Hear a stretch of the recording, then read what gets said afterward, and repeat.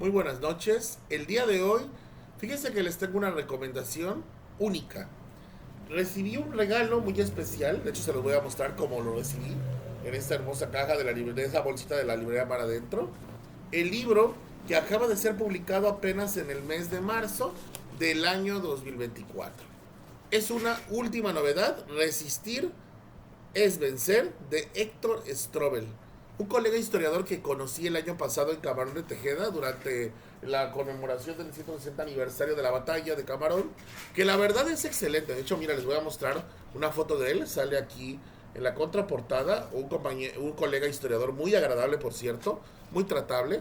Y ustedes dirán, bueno, ¿de qué nos va a hablar Héctor Strobel? Bueno, Héctor Strobel nos va a dar un verdadero análisis muy completo de lo que de alguna manera es la realidad del conocimiento de lo que es la intervención francesa. Es decir, lo que aquí conocemos como la batalla de Puebla, pero que no nada más es la batalla de Puebla.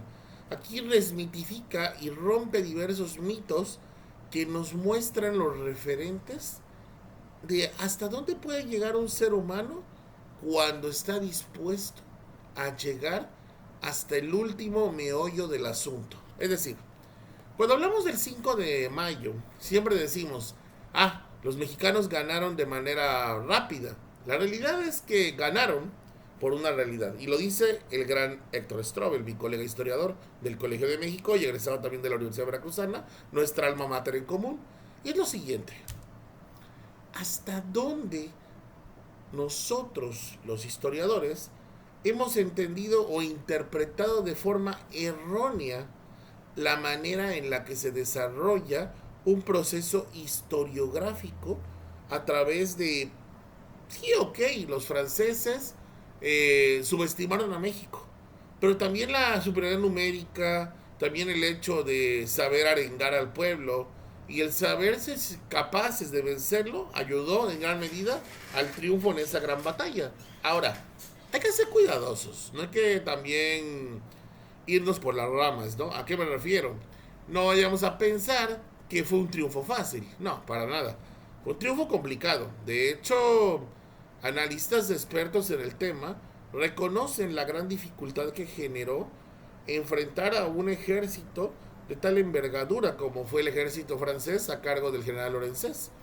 El detalle es que Lorenzés, mencionado aquí por Héctor Strobel en su libro Resistir es vencer, nos da un referente de hasta dónde el subestimar al enemigo puede ser un peligro. Uno de los elementos que me gusta de cómo redacta Strobel, que ya lo había leído en su libro de Camarón el año pasado, es la manera en la que te va envolviendo a desmitificar situaciones. Por ejemplo, aquí nos pone que Lorenzés sí era muy inteligente, pero el problema es que su posición de miembro de la nobleza francesa lo hacía no ver más allá de sus narices y pensar que México, por no ser un país desarrollado, no tenía un ejército poderoso. La realidad es que subestimó a los indios de Telpa de Ocampo y a los indios de Agapuastlas, y el subestimarlo le costó no solo la pérdida de grandes militares franceses, sino hasta de sus poderosos suavos que venían de las diversas colonias africanas y asiáticas. Entonces, esto nos habla de que el propio Strobel nos va a mencionar las grandes debilidades del ejército. Y estamos hablando de debilidades delicadas, o sea, no es cualquier debilidad, estamos hablando de verdaderas situaciones que podrían haber generado no solo la pérdida de las batallas, sino que también de alguna manera por qué México fue capaz de resistir desde 1862 hasta 1867, los años que va a durar la intervención francesa, por una simple deuda que podía haber pagado el licenciado Benito Juárez García, pero que en algún momento no se sintió capaz o no sintió que fuera tan necesario. Yo creo que allí hay que analizar los claroscuros, tanto de la vida de Juárez como los claroscuros de la realidad de que Francia quería dominarnos y quería hacernos parte de sus colonias. Que si lo hubieran logrado, pudieron haber ocurrido ventajas y desventajas. Ahí entraríamos en el tema de las ucronías. Es decir, ¿qué hubiera pasado si la situación hubiera sido diferente? Yo siempre he dicho que cuando analicemos historia desde la perspectiva de la ucronía, nunca debemos olvidar que es un hecho que no ocurrió. Es un hecho de pudo haber ocurrido, sí, mas no ocurrió. ¿De acuerdo? Y eso hay que tenerlo muy claro, porque si nosotros no tenemos claro esa perspectiva, entonces sí podremos caer en el juego de pensar que lo que ocurrió en la batalla del 5 de mayo fue algo muy sencillo. Ahora, hay un tema que menciona Strobel, que él también, igual que yo, me parece rancio, es el tema de cómo Estados Unidos lo celebra, ¿no? Pensando que es la gran fiesta mexicana, cuando sabemos que el 5 de mayo no es la gran fiesta mexicana, como Estados Unidos de América lo cree. Tampoco celebramos con margaritas, ni con tacos Tex-Mex, ni con gorras, o sea, es una forma errónea, ¿no? Y yo creo que ahí es donde entraría nuestra labor como historiadores. Si nosotros como historiadores no nos encargamos de desmitificar esos problemas, realmente la sociedad en general se va a seguir quedando con esos errores y va a considerar que el mito supera la ficción. Y eso nos generaría que más que historia pareciera que estamos haciendo ciencia ficción. Y los historiadores no hacemos ciencia ficción, de entrada se los digo. Yo me opongo rotundamente a que digan que el historiador hace ciencia ficción.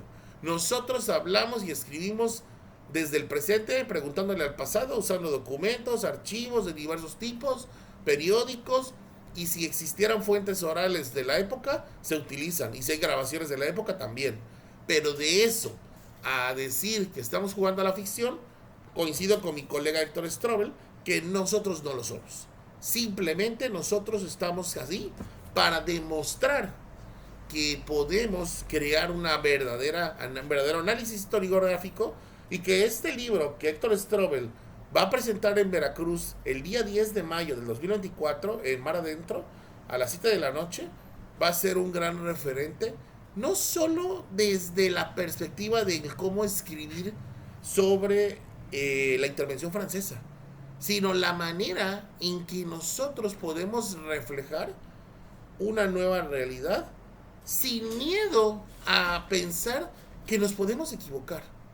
Yo siempre he dicho que el historiador no tiene que tenerle miedo al error, más bien debe tenerle miedo a no intentarlo. Y creo que Strobel, mi gran colega, que ya lo considero un gran amigo, ha hecho un gran acierto al atreverse. Sí, lo han cuestionado, por supuesto, no va a haber, hay colegas historiadores ortodoxos que lo critican. De hecho, les voy a contar una anécdota que él mismo me compartió, espero que no se enoje. Héctor me contó que anda haciendo sus pininos en la Benemérita Universidad Autónoma de Puebla, en la UAP, pero que ha tenido ciertos choques con los colegas investigadores, ya que la mayoría trabaja temas religiosos y él trabaja temas militares. O sea, es otra línea de investigación histórica. El problema es que como la mayoría trabaja religión, pues lo superan en cuanto a número y como que le hacen señalamientos que para mi gusto son fuera de lugar sobre esa realidad, ¿no? O sea, yo creo que no deberían señalar la obra de Strobel como bélica, sino más bien como reflexiva de la realidad bélica que se vivió en su momento, que es muy diferente a ya considerar a un historiador como Strobel un hombre bélico, que yo no lo considero para nada. Para mí es un hombre que está reflejando acabar con los claroscuros de una realidad que desgraciadamente sigue todavía presente. Entonces, me gustaría comentar que si tienen la oportunidad de comprar este fabuloso libro, visiten la librería Mar Adentro, aquí en Veracruz, lo que estamos aquí del puerto, y se hagan de él. El libro me costó 380 pesos. Bueno, más bien no me costó porque fue un regalo que me dieron, pero el costo real, es así, lo van a preguntar, es 380 y la bonita bolsita que me dieron, gratis, pero que David la venden ellos, vale solo 20 pesos. O sea que por 400 pesitos se hacen de una buena obra y de un buen libro que vale la pena analizar. Ahora, no va a faltar el que me diga, ay, que 400 pesos es mucho dinero, 380. A ver, señores, estamos hablando de un libro serio, de un historiador serio. No estamos hablando de alguien que se inventa la historia, no, es alguien que ya pasó por la academia, alguien que ya podemos todos los colegas recomendar ampliamente por su gran publicación y su gran esfuerzo académico. Así que me gustaría que se le diera la oportunidad que como buen historiador debe tener. Así que yo, como historiador, en este caso como licenciado en Historia, con especialidad en Didáctica de las Ciencias Sociales y actualmente estudiando la maestría en Educación, próximo a culminarla, sí me gustaría que darle ese beneficio, ahora que lo he leído el libro, de que también lo consulten, que hagan esto como una inversión de su tiempo de forma positiva y que no olviden que el trabajo académico y el análisis siempre nos hará mejores. Muy buenas noches.